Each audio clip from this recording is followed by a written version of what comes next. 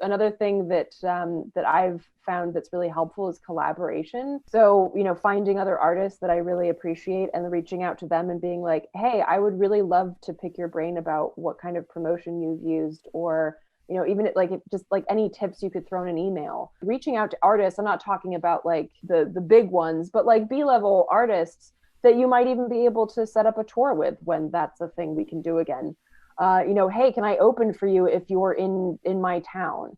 Stuff like that is, I think, like pretty underrated because it really speaks to like the human connection stuff and not just like paying some org money to like to do it for you.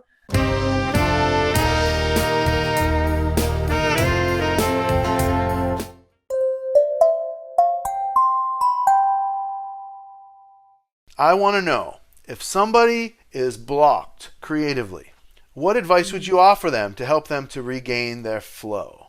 Yeah, to me, I again, like in the, in the main podcast, I talked about the muse. Everyone has a different name for it, but I think if you're feeling like quote unquote blocked, it works different for different people. This is something that a producer friend of mine told me, Barry Conley, who did Sugar Ray. He also does Zach Wild, and he said like you got to know who you're working with.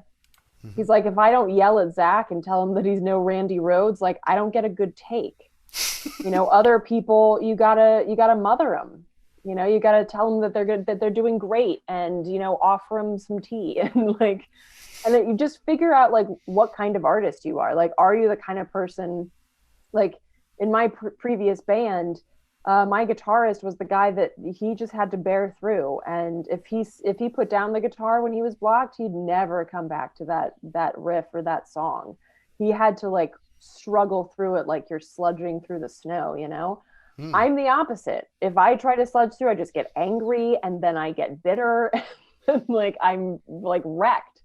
So Yeah. figure out the kind of artist that you are, and then go from there. Maybe you do need a cup of tea and a walk and some meditation. Maybe you need to to bust out some a cat of nine tails and whip yourself. I don't know. Like whatever works for you is what works, is what unblocks the muse. Definitely. And I find that a lot of times if I get something stuck in my head and then, I don't I'm not like forcibly trying to get rid of it or whatever. It's just kind of lingers around. Maybe it's like, hey, maybe I'm supposed to do some kind of unique cover of this or something. Like I used to kind of like fight that, and just like brush it off. But now I'm realizing, no, no, wait a second. There might be something here, and even if it ends up as a dead end, that's okay because I swear, at the end of that dead end, there'll be a turn, and then there's something else that's like, oh, that idea was just leading me over here. That's way cooler, I totally, and I like to talk about it like more of a flow. So if you think of water, right, if it's blocked physically, it's not going to be able to get through, right? You got to clean out your pipe and clear the blockage so that it can run.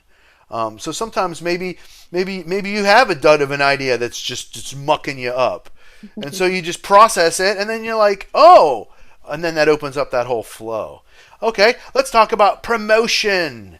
Miss Eleanor, how do you promote your Mm. art to attain your goals? Um, yeah, so this is such a devil of a question. I know. That's why it's in bonus. Because there's the way that I would have answered this like 7 years ago, and then there's the way that I answer it now. Mm-hmm. I try to, I mean, I do believe like I don't like the phrase target audience, but I think it's important because you are recognizing that you're going to put your energies into a particular area Mm-hmm. as opposed to trying to throw it at everybody. So I'm not going after the people who only like, underground techno because I'm not, they're not Sure. going to appreciate what I have to say. Um, so I think understanding who you're trying to reach and also cross sections. Like I'm a very big proponent of intersections, whether that be politically or artistically. And that's pretty obvious based on the EP that has both spoken word and music on it. Mm-hmm. So finding people that are appreciative of that kind of work. And that requires some digging. And I think another thing that I've found that's really helpful is collaboration. So finding other artists that I really appreciate and reaching out to them and being like, hey, I would really love to pick your brain about what kind of promotion you've used, or even like just like any tips you could throw in an email. Mhm. And being, I think that's one thing that I would definitely tell the 18-year-old me is like, be humble and like ask for help and ask for suggestions and advice. Don't Mhm. be a cocky little shit. Of course, 18-year-old me wouldn't like listen anyway, um, but yeah. So I think, and being wary of not negating it, but being wary of the stuff that costs a lot of money. It does, for instance, like if you're submitting to playlists and things like that, it can cost money, but like how much? Mhm. And trying to find the things that are free because they're, people who really want to review it. Also, if that's something that you're interested in, I'm not Mhm. interested in reviews because I honestly don't care if the reviewer likes my shit anymore or not. Like, that's not where I'm at. I Mhm. just want to get more people who do like it to hear it. So yeah, just finding out like what are you interested in, like in terms of reviews or ears, like listening to it, or do you want to get on this playlist or that playlist? And again, like reaching out to artists. I'm not talking about like the the big ones, but like B-level artists that you might even be able to set up a tour with when that's a thing we can do again. Hey, can I open for you if you're in my town? Stuff like that is, I think, like pretty underrated because it really speaks to like the human connection stuff and not just like paying some org money to like to do it for you. Mhm. Um, so I think yeah, that's what I would say. But I'm certainly no expert. If you look at my history, people might think that I've actually like tried hard to remain obscure, which is not true. Just happened that way. Right on. Well, you certainly have the talent. Um, Absolutely. And I love your belting. I just do so much. And I would absolutely be honored to collaborate with you at some point if you're ever interested. But if you ever want some saxophone or something, think of me. What advice do you have for someone who wants to start their own creative business or endeavor? And I know that we're sort of down on the whole capitalism thing here, but a lot of the people that are watching this, are people that are aspiring to use their creativity in order to not only help the world, but also to try to get by. So, what do you have to say about that? Yeah, no, I get it. And while I hate capitalism, my landlord doesn't accept, good acts as rent. So I get it. Mm-hmm. um, yeah, no, I'd say first of all, be sure that it's something that you could do as a job. And I don't mean that like, oh, am I good enough? But like a dear friend of mine who's a brilliant artist, she's an emergency room doctor and she paints on the side. And I was mad at her when we were in high school because I'm like, how could you not want to do this? And she was like, because I don't ever want it to be my job. Mm-hmm. So be cognizant of that, right? Like maybe like ruminate on that for a bit because you could end up hating it if it clashes with capitalism because capitalism does suck the life out of almost everything. So you have to go into this space because art is really the antithesis of capitalism, right? Art is meant to be a gift that we Mm-hmm. create for ourselves, but also that we create for others. Mm-hmm. Um, and so when that clashes, it can kill a lot of your drive and your love for it. So be cognizant of that. And then like, so before you even start, know going in that like, okay, I think I can withstand this. So that's the first thing that I'd say. And then the second thing that I'd say is just like, I'm not like a really like a great business person. But in terms of like how I've been able to, survive with my creative works, it's just like doing what I do and then sharing it. And again, kind of like the answer to the last question, finding the people who would be interested, they appreciate it and they're like, oh, well, then I'll pay you for that. And obviously, like having a business sense, so you're not like, oh, I'll do everything for free, but like, understanding that like you doing you is really the most powerful like business plan that you can have.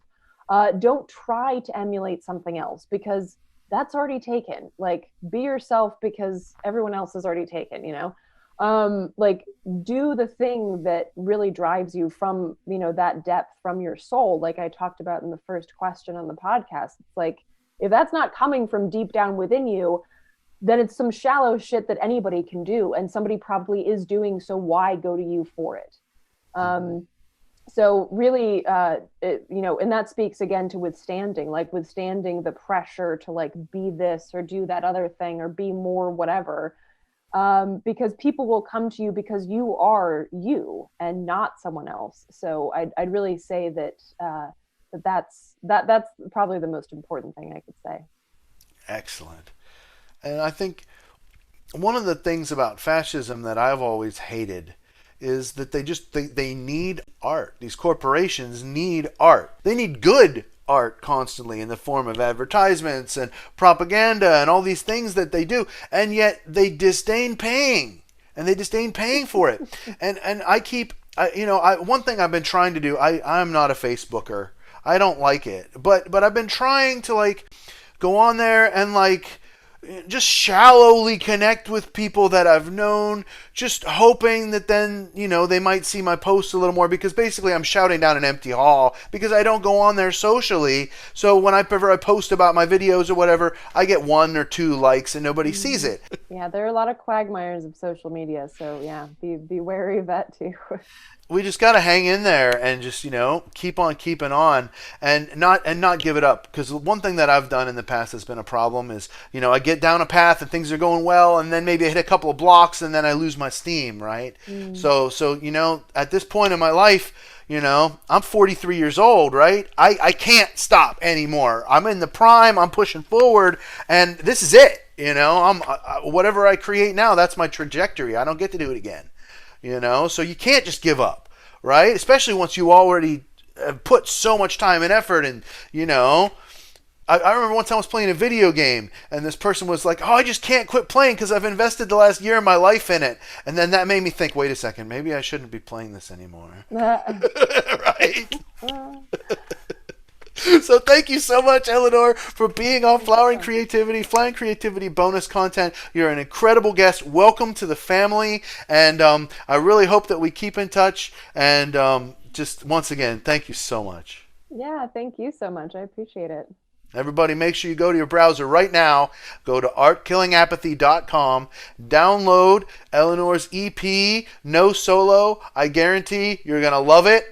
I love it. There's something in there for everyone. It's incredible. Thank you so much. And I'll see you guys all next time on Flowering Creativity bonus content.